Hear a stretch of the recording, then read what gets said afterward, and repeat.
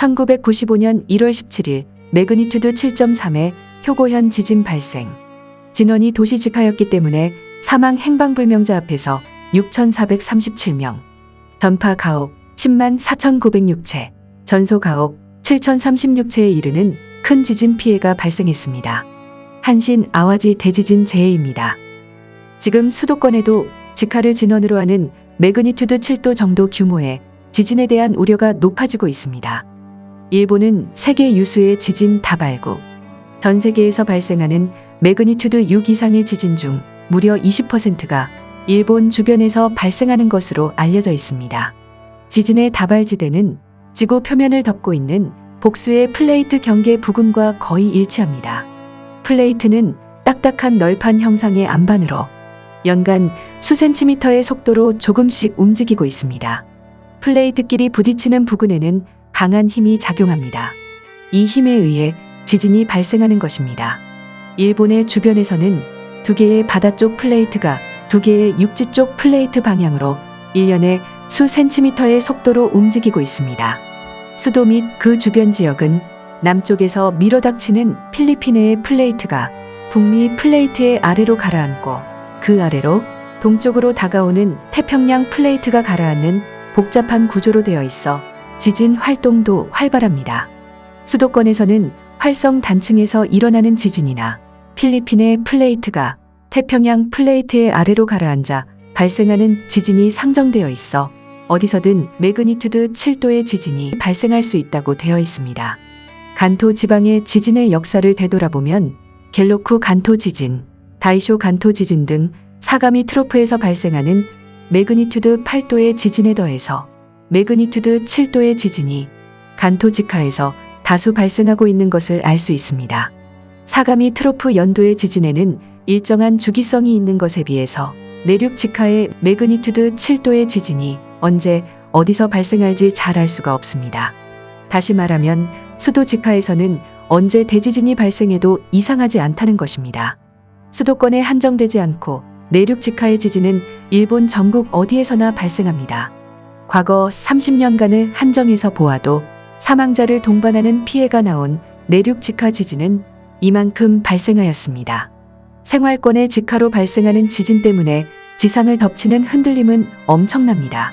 한신 아와지 대지진 피해를 초래한 1995년의 효고현 남부의 지진, 2004년의 니가타현 주에츠 지진, 그리고 2006년의 구마모토 지진, 모두 최대 진도는 7을 기록하였습니다. 수도권에서 매그니튜드 7도의 지진이 발생할 확률은 금후 30년 이내에 70% 정도라고 평가되고 있습니다. 그때 우리들은 무엇을 경험하게 될까요? 수도 직하 지진 검토 대책 워킹 그룹의 보고를 토대로 시뮬레이션을 해보겠습니다.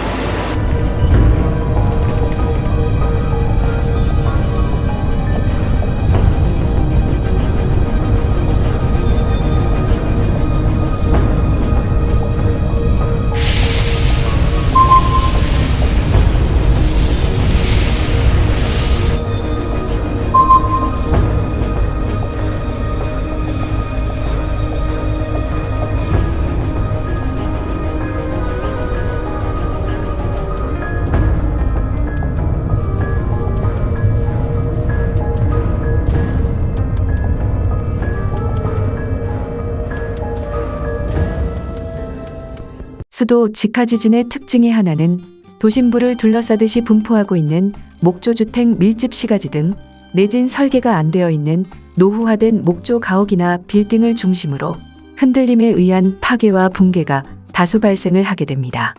효고현 남부지진, 구마모토 지진에서는 목조 가옥의 붕괴가 많이 보여졌습니다. 극심한 흔들림이 이어지는 시간은 10수초 정도입니다만 목조 가옥을 쓰러뜨리는 강한 파괴력이 있습니다. 수도 직하 지진의 또 하나의 특징은 도심부 주변으로 퍼져가는 목조 주택 밀집지에서의 화재 다발과 불번짐 현상입니다. 목조 주택 밀집 지역은 도로가 좁아서 연소 지역으로의 소방 차량 진입이 곤란합니다. 초기 진화는 자신들이 조치하여 자신들의 집과 지역을 화재로부터 지키는 것이 중요합니다. 그것을 위해서 소화기를 사용하는 훈련 등 동네 소방 훈련에 평소 참가해 두는 것도 필요합니다. 도심에는 도쿄 교회나 다른 현 등 원거리에서의 통근자, 통학자가 집중되어 있어서 대량의 귀가 곤란자 발생이 예측됩니다. 역사, 공간 등에는 한계가 있기 때문에 어쩔 수 없이 야숙을 할 수밖에 없습니다. 귀가를 위해서 도보로 장거리 이동을 하는 사람도 나오게 됩니다. 또한 귀가의 곤란과는 거꾸로 교회의 자택에서 사업장으로 출근할 수 없다고 하는 문제도 발생합니다. 곤란이나 위험을 피하기 위해서는 함부로 이동하지 말고 머무르는 것도 중요합니다. 기업은 종업원을 일제히 귀가시키지 말고 대기시키는 것이 요구되며 그것을 위해 필요한 준비나 일시 체제 시설의 확보, 가족 등과의 안부 확인 수단의 확보 등 대책을 강구해 놓을 필요성이 있습니다. 수도 직하 지진의 피해 예상과 대책에 관한 최종 보고에서 사망자 수는 최대 23,000명. 이것은 한신 아와지 대지진 피해의 약 3.5배에 상당합니다. 또한 붕괴 및 소실 건물 수 합계는 최대 61만 동, 한신 아와지 대지진 피해의 5.5배입니다. 상수도는 약 50%의 이용자에서 단수가 발생. 수세 화장실 사용도 할 수 없게 됩니다. 지역에 따라서는 복구의 수주간이 소요됩니다. 도로에서는 특히 환상파로선을 중심으로 심각한 도로교통의 마비가 발생하여 소화활동, 구명, 구조활동, 라이프라인의 응급복구, 물자 수송 등의 현저한 지장이 초래될 가능성이 있습니다. 귀가가 곤란한 사람은 도쿄 도시권에서 최대 800만 명, 그중 도쿄도에서 최대 490만 명, 동일본 대지진 재해 때의 약 1.5배에 해당합니다. 피난자는 단수나 정전의 영향을 받아서 재해 발생 2주 후에 최대 약 720만 명이 발생하는 것으로 예상됩니다. 이런 상황하에서의 피난처 생활은 매우 가혹한 일이 될 것입니다. 체육관이나 공민관 등의 딱딱한 침상에서의 기침, 물과 식료품에 의한 공복 상태, 단수에 의해 충분한 머리 감기, 세수 등이 불가능한 비위생 상태, 특히 물을 흘려버릴 수 없음으로 인해 화장실은 매우 비위생적인 상태가 됩니다.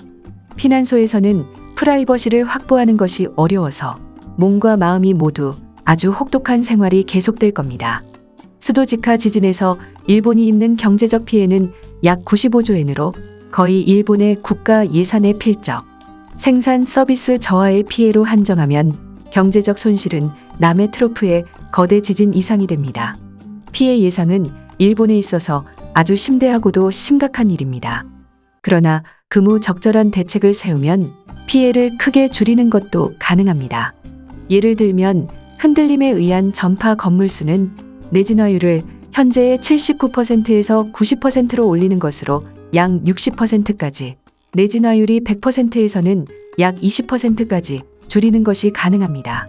그러나 설사 건물의 전파나 반파는 면한다고 할지라도 가구나 가전 제품 등의 전도나 낙하가 원인으로 부상을 당하거나 목숨을 잃는 예도 결코 적지 않습니다.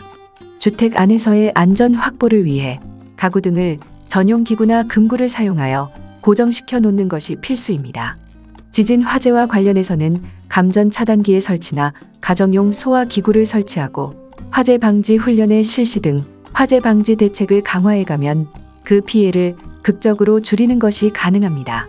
수도 직하 지진의 발생 직후는 심각한 교통 정체 등에 의해 외부로부터의 물자 보급이 어려워서 물이나 음식물이 부족해지는 것이 예상됩니다. 그 때문에 가정에서는 최소 3일분, 가능하면 7일분의 음료수, 식료품을 비축해 놓을 필요가 있습니다. 보존 기한이 충분한 식료품이나 음료수를 넉넉하게 사놓는 등 일상적으로 대책을 준비하는 것이 중요합니다. 또한 수세 화장실을 사용하지 못하는 것을 상정하여 재해용 간이 화장실을 마련해 놓는 것도 중요합니다. 도시에서는 비축하는 것이 한층 더 중요합니다. 고층 맨션에서는 엘리베이터가 장시간 멈추는 것을 감안하면 통상의 비축으로는 충분하지 않습니다. 기업이나 학교 등은 종업원이나 교직원, 학생이 일시적인 체재가 가능하도록 물, 식료품, 재해용 화장실 등의 필요 자재를 비축해 놓는 것이 요망됩니다. 반복적으로 발생해온 매그니튜드 7도의 수도권 직하 지진. 장래에는 한층 더 규모가 큰 간토 대지진 정도의 지진이 발생할 가능성도 있습니다. 대지진은 언제 발생해도 이상하지 않다. 우리들은 재해 리스크를 올바르게 인식하여 때늦기 전에 지금이야말로 개인으로나 사회로나 재해를 줄이기 위한 대책을 진지하게 생각하여 실행에 옮겨야만 할 때인 것이다.